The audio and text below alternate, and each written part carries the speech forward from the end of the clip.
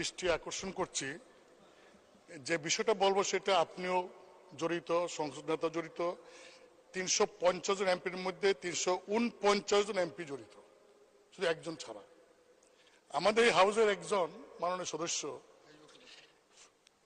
নামটা বলতে চাই না, তিনি নতুন নির্বাচিত হয়েছেন। তিনি ফেসবুকে কিছু বক্তব্য দিয়েছেন, যে বক্তব্যটা আমরা সবাই এফেক্টেড। যেমন 1 নম্বর তিনি বলেছেন জনগণের উদ্দেশ্যে যে আপনারা কি জানেন এমপিরা কত বেতন পায়? তারা তো এটা বলে না, গোপন করে। তিনি বলেছেন যে 1,72,000 বেতন তিনি পেয়েছেন। মানে স্পিকার, আমরা কত বেতন পাই এটা তো লুগানি কিছু নাই, এটা ওয়েবসাইটে গেলে পাওয়া যাবে। দেন তিনি বলেছেন যে এই 3 মাসের মধ্যে, জানেন 3 মাসের মধ্যে আমি 28 কোটি টাকা পেয়েছি। 28 কোটি টাকা কিভাবে পেলেন? যে 3 কোটি টাকা পেয়েছেন গম টমের জন্য, আর 25 কোটি টাকা পেয়েছেন রাস্তার জন্য।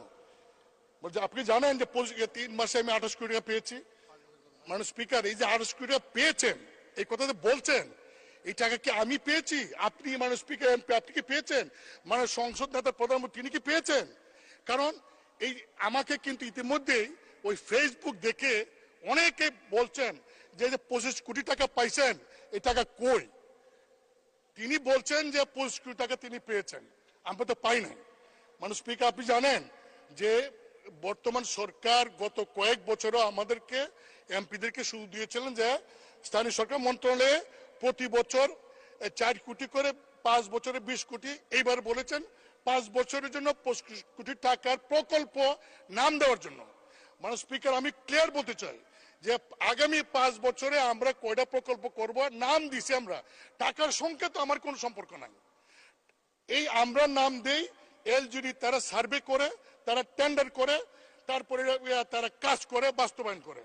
কিন্তু মাননীয় সদস্য যেভাবে বলছেন যে আমরা 25 কোটি টাকা আমরা পেয়েছি, শুধু তাই না, তিনি আরো বলেছেন যে এমপি যে তো লাভবান, যদি আগে জানতাম তাহলে আরো আগে এমপি হইতাম, তো বড় ব্যবসা। মানে স্পিকার, আমি আপনাকে বলছি, কারণ আপনি হলেন এই সংসদের গার্ডিয়ান। আমাদের কোন সদস্য যদি এমন কোন কথা বলে যে কথায় প্রধানমন্ত্রী মানে স্পিকার সহ 349 জন এমপি সম্পর্কে মানুষের কাছে ভুল বার্তা যাবে, তার সস্তা জনপ্রিয়তা অর্জন করার জন্য যদি এই ধরনের কথা বলে ভুল বার্তা যায়, সেই বিষয়টা আপনি দেখতে পারেন।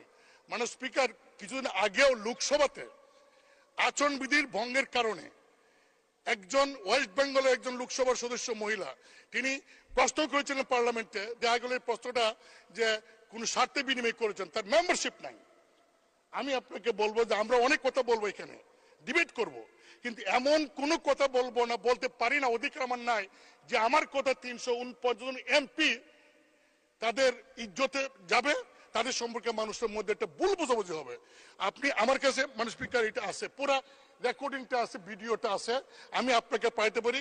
আপনি ভিডিও দেখেন, দেখে আমার কথাগুলি যদি মনে হয় আপনার যে ইয়েস আমি যা বলছি এই তার এই কথার কারণে জনগণের কাছে 349 জন এমপি সম্পর্কে ভুল বার্তা গিয়েছে, যদি আপনি এটা মনে করেন, তাহলে আপনি গার্ডিয়ান হিসেবে সেই সংসদ সদস্যকে ডেকে আপনি তাকে কি করবেন, এটা আপনি একটা ব্যবস্থা নেবেন, এটা আমার অনুরোধ। মাননীয় স্পিকার, আপনাকে ধন্যবাদ।